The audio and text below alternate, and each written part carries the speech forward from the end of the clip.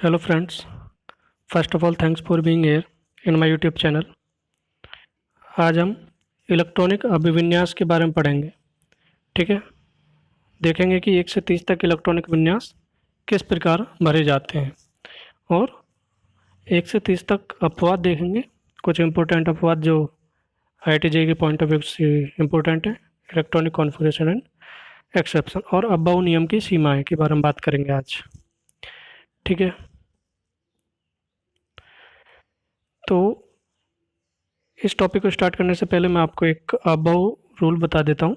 Last class में मैंने आपको बताया था 1s 2s 2p 3s 3p 3d 4s 4p 4d 4f 5s 5p 5d 5f 6x 6s 6p। ठीक है, इस टाइप से चलते हैं इसमें। तो इसका मैं इसको ड्रॉ कर ही देता हूँ। ठीक है, तो इसमें क्या होता है 1s की एनर्जी सबसे कम होगी, फिर हम यहाँ से बैक जाएंगे, फिर यहाँ से 2s आएगा, 2s की एनर्जी ज़्यादा होगी 1s से, फिर इससे ज़्यादा होगी 2p की, 2p से ज़्यादा होगी किसकी 3s की, 3s से ज़्यादा किसकी होगी 3p की, फिर 4s की, फिर 3d की, यानी कि ऐसे चलेंगे, फिर यहाँ से ऐसे। ठीक है, अगर मैं ऑर्डर लिखता हूँ तो क्या रहेगा 1s के बाद कौन सा आएगा 2s, फिर 2p 3s 3p 4s 4s के बाद 3d 4p 5s 5s के बाद 4d एंड सो ऑन, आगे चलते चले जाएंगे। ये क्या है, उपकोष और कक्षक उनकी ऊर्जा के बढ़ते हुए क्रम में है। ठीक है, तो हम सबसे पहले लेते हैं हीलियम को 2He। ठीक है, अब इसका जेड कितना है, यानी परमाणु क्रमांक 2 है इसका, तो इलेक्ट्रॉन भी इसमें 2 ही होंगे, यानी कि जितना उसका परमाणु क्रमांक होगा, एटॉमिक नंबर होगा, उतने ही उसमें इलेक्ट्रॉन होंगे। ठीक है, तो यहाँ पर क्या होगा, अगर मैं आप बहु रूल के अकॉर्डिंग इसको फिल करना स्टार्ट करता हूँ तो इसमें कितने इलेक्ट्रॉन 2, और एस कक्षक में कितने इलेक्ट्रॉन आते हैं 2, तो यहाँ ये क्या होता है कंप्लीट फिल हो जाता है। ठीक है, तो ये 1s2। ठीक है, मैंने बताया था कि एस में आपके 2 इलेक्ट्रॉन आते हैं, पी उपकोष में आपके 6 इलेक्ट्रॉन आते हैं, डी उपकोष में आपके 10 इलेक्ट्रॉन आते हैं, और एफ उपकोष में आपके 14 इलेक्ट्रॉन आते हैं। ठीक है, आगे चलते हैं, पहले लिख लेता हूँ 3 पे क्या आता है लिथियम, 4 पे क्या आता है बेरिलियम, 5 पर बोरॉन, फिर कार्बन 6 पर। ठीक है, तो अब इसमें कितने इलेक्ट्रॉन हो गए 3। ठीक है, अब इसमें 3 इलेक्ट्रॉन है, तो आपके 1s2 में तो आपके 2 इलेक्ट्रॉन है, क्योंकि एस में आपके 2 ही इलेक्ट्रॉन भरे जा सकते हैं, तो 1 इलेक्ट्रॉन बचा, 1 इलेक्ट्रॉन किससे में जाएगा, इससे आगे वाले में जाएगा। आगे कौन है 2s, यानी 2s में के यहाँ पर कितने इलेक्ट्रॉन 3, आपने कितने भर दिए 2, कितना बचा 1। इसी टाइप से आगे भरेंगे, इसमें 4 हैं तो 1s2 और 2s, यहाँ पे कितने भरे जा सकते हैं इसमें 2, तो 2 यहाँ पर भर गए, 4 हो गए। अब बोरॉन में कितने इलेक्ट्रॉन है 5, 5 को भरते चले जाओ 1s2 2s2, अब ये फुल भर चुका है, अब किस में भरेंगे p में, यानी 2p1। ठीक है, अब ये p में कितने तक भरा जाएगा 6 इलेक्ट्रॉन भरे जाएंगे, जब तक ये कंप्लीट फिल नहीं हो जाएगा, पूरा नहीं भर जाएगा, तब तक हम 3s पर नहीं जाएंगे। ठीक है, तो यहाँ पे 1s2 2s2 2p2 आ जाएगा, 2 4 6, आपके 6 इलेक्ट्रॉन है। आगे आता है नाइट्रोजन, ऑक्सीजन, फ्लोरीन और नियॉन। ठीक है, ये आपके अगले तत्व हैं।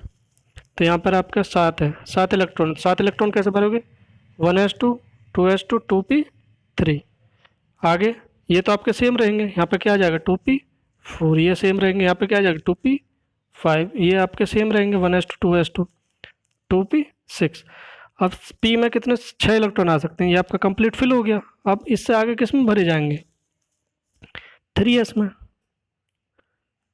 ठीक है, चलो देखते हैं आगे क्या आएगा, सोडियम Na11 होता है और मैग्नीशियम 12 होता है एल्युमिनियम, 13 और 14 कौन सा होता है सिलिकॉन, पी फास्फोरस का 15, सल्फर 17, क्लोरीन 18, ऑर्गन 19, पोटेशियम और 20 किसका होता है कैल्शियम का। ठीक है, पहले यहाँ तक पढ़ लेते हैं। अब क्या आएगा 1s2 2s2 2p6, जो कि हम यहाँ तक भर चुके हैं। यहाँ तक कितने इलेक्ट्रॉन आ रहे 10। अब 11वां इलेक्ट्रॉन किस में आएगा 2p से आगे कौन सा कक्षक है 3s, तो यहाँ पे 3s कितने इलेक्ट्रॉन बचे 11 थे 10 भर के 1 बचा। ठीक है, अब जब ये कंप्लीट भर जाएगा 2 यहाँ पर आ जाएंगे तब आपका किस में जाएगा p में जाएगा। आगे जाएंगे यहाँ पर, तो यहाँ पर 12 है mg 1s2 2s2 2p6 3s2। अब s में 2 से ज़्यादा इलेक्ट्रॉन नहीं भरे जा सकते, यहाँ पर 12 इलेक्ट्रॉन हो गए।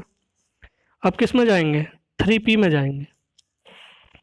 ठीक है, तो यहाँ पर भरो 1s2 2s2 2p6 3s2 3p1।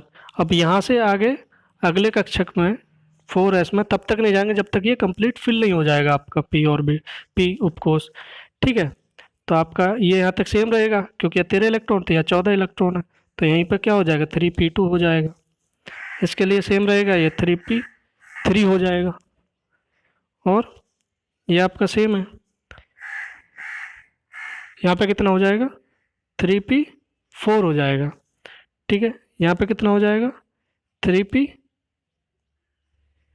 1 2 3। अच्छा, सल्फर को यहाँ पे भूल गए, तो यहाँ पे कितना रहेगा 3p4, क्लोरीन के लिए 3p5, ऑर्गन के लिए 3p6। ठीक है, अब इसमें 6 से ज़्यादा इलेक्ट्रॉन नहीं भरे जा सकते। अब हम अगले उपकोष में जाएंगे। अब इससे 3p से आगे कौन है 4s, यानी कि अब किस में भरे जाएंगे 4s में, यानी ये यहाँ तक 3p6 तक सेम रहेगा, फिर 4s 1 हो जाएगा। कैल्शियम का क्या रहेगा, यहाँ तक सेम रहेगा 4s 2 हो जाएगा। ठीक है, यहाँ पर 3p6 भी आ गया, 3p6 ये आपका यहाँ तक सेम है, यानी कि 1s2 2s2 2p6 3s2। तो ये आपके देखो 20 इलेक्ट्रॉन हो गए, 2 4 6 10, 2 12 6 18 और 2 20। ठीक है, अब आगे चलते हैं, आगे देखते हैं आगे कौन आएगा। Scandium Sc, titanium Ti, vanadium V, chromium Cr, manganese Mn, iron 26, cobalt 27। ठीक है, इसको देखते हैं हम। अब देखिए 4s2 हमारा कंप्लीट फिल हो चुका है यहाँ तक। अब इससे आगे हमें उपकोष देखना पड़ेगा, तो 4s2 का आगे कौन है 3d है।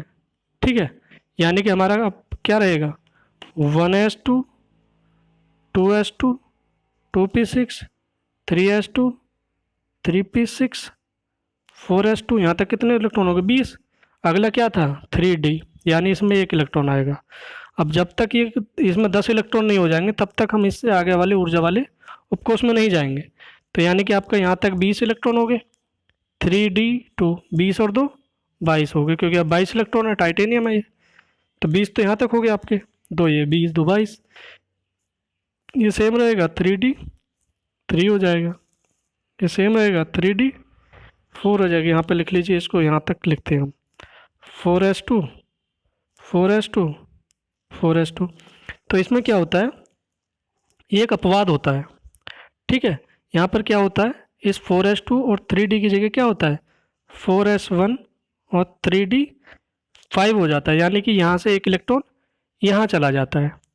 अब इसका रीज़न क्या है, रीज़न है कि आपकी जो अर्धपूरित कक्षक होंगे या उपकोष और पूर्ण पूरित कक्षा के उपकोष होंगे, वो क्या होते हैं अधिक स्थायित्व रखते हैं, अपना अधिक स्थायित्व रखते हैं, स्थायित्व यानी कि स्टेबल होते हैं। ठीक है, आप अर्धपूरित का मतलब क्या है, आपके डी में कितने कक्षक होते हैं 5, 1 2 3 4 5। अब इलेक्ट्रॉन कितने हो गए 5, 1 2 3 4 5, जबकि एक कक्षक में 2 इलेक्ट्रॉन आ सकते हैं, आपने कितना भरा 1, तो ये क्या है अर्धपूरित है, यानी हाफ फील्ड ऑर्बिटल है। ठीक है, हाफ फील्ड है, तो हाफ फील्ड क्या होते हैं हमारे, अधिक स्थायित्व होते हैं, यानी अधिक स्टेबल होते हैं, जिसकी वजह से क्या होता है, जब ये 4 इलेक्ट्रॉन होते हैं तो स्टेबल नहीं होता है, तो क्या करता है, एक इलेक्ट्रॉन यहाँ से जंप करके यहाँ चला जाता है, तो ये अपने स्टेबल फॉर्म में आ जाता है, यानी अधिक स्थायित्व हो जाता है। अब ये अधिक स्थायित्व क्यों होते हैं, अर्धपूरित और पूर्ण पूरित, उसका रीजन क्या है, उसका रीजन है कि maximum multiplicity, maximum multiplicity, multiplicity, ठीक है, अधिकतम बहुलता, इसका क्या है, रीजन है, ठीक है। अधिकतम बहुलता के कारण ये क्या होते हैं, अर्धपूरित और पूर्ण पूरित कक्षक क्या होते हैं, उपकोष क्या होते हैं, ज़्यादा स्टेबल होते हैं, ठीक है। आगे आता है Mn, तो ये आपका सेम रहेगा। अब 25 इलेक्ट्रॉन यहाँ तक कितने हो गए, 24, तो अगला इलेक्ट्रॉन किस में आ जाएगा, 4s2 में, 4s2 3d5 हो गया। आगे 4s2 3d6 हो गया। आगे 4s2 3d7 हो गया। इसी टाइप से जब हम आगे चलेंगे, आगे क्या आएगा, निकेल आएगा 28, ठीक है। 28 पे क्या होगा, सेम रहेगा, 1s2 2s2 2p6 3s2 3p6 4s2 3d, 2 4 6 10, 2 12 6 18, 2 20 और 8 28, ठीक है। आगे कौन आएगा, कॉपर, उसका परमाणु क्रमांक कितना होगा, 29। ये सेम रहेगा यहाँ तक। अब यहाँ पे क्या होगा, हमारा कॉन्फ़िगरेशन ये होना चाहिए 4s2 3d9, ठीक है। अब जिस प्रकार यहाँ पर 4 इलेक्ट्रॉन थे, तो अभी अर्धपूरित करने के लिए एक इलेक्ट्रॉन यहाँ से यहाँ चला गया, ताकि ये क्या हो सके, अधिकतम बहुलता प्राप्त कर सके, यानी अधिक स्टेबल हो सके। अगर यहाँ पर 9 इलेक्ट्रॉन है, तो ये क्या करेगा, एक इलेक्ट्रॉन यहाँ से जंप करके ये अपना 10 कर लेगा और यहाँ पर 1 रह जाएगा, जिसकी वजह से पूर्ण पूरित कक्षक हो जाएगा, ठीक है, पूर्ण पूरित उपकोष हो जाएगा, जिसकी वजह से क्या करेगा, अधिक स्टेबल हो जाएगा। रीजन क्या बताया, अधिकतम बहुलता, ठीक है। तो ये यहाँ पे ऐसे ना हो कि क्या रहेगा, 4s1 3d10 हो जाएगा, ठीक है। आगे आ जाएगा जिंक 30, तो यहाँ पर क्या रहेगा, ये सेम रहेगा। अब एक इलेक्ट्रॉन कम है, तो ये 4s2 हो जाएगा, 3d10 हो जाएगा। आप काउंट कर लो यहाँ तक कितने आ गए थे, 18 और 20 और 30, यहाँ पे आपका क्या हो गया। अब यहाँ पर हमने देखा जो चेंज था वो एक तो 29 कॉपर था और कौन था, क्रोमियम था। तो ये दोनों क्या है, अपवाद है। अपवाद कौन कौन से हो गए, यानी कि हमारा अबव रूल को फॉलो नहीं कर रहे हैं, इलेक्ट्रॉनिक अभिविन्यास को फॉलो नहीं कर रहे हैं। तो आपका 24 क्रोमियम क्या हो गया, एक अपवाद हो गया, और 29 कॉपर क्या हो गया, एक अपवाद हो गया। एक और है जो जेई पॉइंट ऑफ व्यू से मोस्ट है, इंपॉर्टेंट है, 46 पीडी, ठीक है, पैलेडियम। अब यहाँ पर हम इस इलेक्ट्रॉनिक कॉन्फ़िगरेशन को लिख लेते हैं पूरे को, फिर उसके बाद इलेक्ट्रॉन फिल करना स्टार्ट कर देंगे। इसमें कितना आएगा, 1s यानी कि 46 pd, 1s 2s 2p 3s 3p 4s 3d 4p 5s 4d, ठीक है। इसमें कितने इलेक्ट्रॉन हैं, तो 2, s में 2, p में 6, s में 2, p में 6, 2 और d में 10 और p में 6, s में 5s में इसमें कितने आएंगे, 2, पहले काउंट कर लो कितने हो गए, 2 4 6 10, 2 12 6 18, 2 20 30 6 36 और 2 38। हमें कितने चाहिए, 46, 38 और 6 8 कितने हो गए, 46 हो गए, ठीक है। तो ये इसका इलेक्ट्रॉनिक कॉन्फ़िगरेशन होना चाहिए, इलेक्ट्रॉनिक अभिविन्यास होना चाहिए। बट इसमें क्या होता है, यहाँ पे चेंज होता है। ये क्या करता है, यहाँ तक तो सेम रहेगा, ये 5s 0 हो जाएगा और 4d 10 हो जाएगा। रीजन क्या है, वही पूर्ण पूरित कक्षक हो गया, यानी अधिकतम बहुलता हो गई, जिसकी वजह से क्या अधिक स्टेबल है। तो ये भी क्या है, एक 46 पीडी भी हमारा क्या है, एक अपवाद में आता है। तो इम्पोर्टेंट अपवाद है हमारे। आगे चलते हैं, हमने नेक्स्ट टॉपिक की बात की है, अपबाहु की सीमाएं क्या होती हैं, ठीक है। अपबाहु की सीमाएं क्या हैं, कौन कौन सी हैं, जो भी आपकी 1 इलेक्ट्रॉन स्पीसीज होगी, 1 इलेक्ट्रॉन स्पीसीज होगी, वो सब क्या होंगे, अपबाहु की सीमाओं में। जैसे 1h, इसमें क्या हाइड्रोजन में 1 इलेक्ट्रॉन है। हीलियम में कितने होते हैं, 2 इलेक्ट्रॉन, जो कि हम यहाँ पढ़ चुके हैं, हीलियम में 2 इलेक्ट्रॉन होते हैं। अगर मैं इसमें से 1 इलेक्ट्रॉन निकाल देता हूँ, तो ये आपका 1 इलेक्ट्रॉन बचेगा इसमें, तो ये भी 1 इलेक्ट्रॉन स्पीसीज होगी। लिथियम में कितने इलेक्ट्रॉन होते हैं? 3 होते हैं। आप 2 इलेक्ट्रॉन इसमें से निकाल दीजिए, तो ये भी क्या होगी? 1 इलेक्ट्रॉन स्पेस हो जाएगी, यानी हाइड्रोजन लाइक होगी। और आगे बेरिलियम में कितने इलेक्ट्रॉन होते हैं? 4 होते हैं। आप इसमें से 3 इलेक्ट्रॉन निकाल दोगे तो 3 प्लस आ जाएगा, बचे कितना? 1 इलेक्ट्रॉन बचा। तो ये भी, इसमें भी कितना बचा? 1 इलेक्ट्रॉन बचा। तो ये भी 1 इलेक्ट्रॉन स्पेस हो जाएगी, जस्ट लाइक हाइड्रोजन। तो यहाँ पर क्या होता है? अबाव रूल फॉलो नहीं होता है। तो इसका अब यहाँ पर क्या है, जो एनर्जी का ऑर्डर होता है, यानी ऊर्जा का क्रम होता है, वो ऐसे होता है 1s 2s, और 2s की ऊर्जा किसके बराबर होगी? 2p के।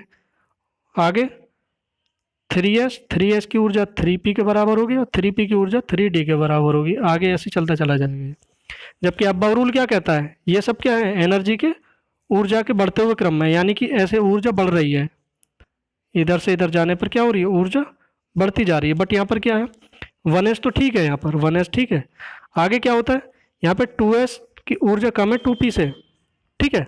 यहाँ पर 2s की ऊर्जा कम है 2p से, जबकि यहाँ पर क्या है? 2s और 2p की ऊर्जा बराबर है। इसी टाइप से यहाँ पे 3s की ऊर्जा कम है 3p से, और 3p की ऊर्जा कम है 3d से। और यहाँ पे क्या हो रहा है? 3s 3p और 3d सभी की ऊर्जा क्या है? बराबर है, ठीक है। तो ये क्या है? यहाँ पर हमारा अबाव रूल फॉलो नहीं होता है यहाँ पर। तो ये क्या है? अबाव रूल की सीमा है, ठीक है। Thanks for watching.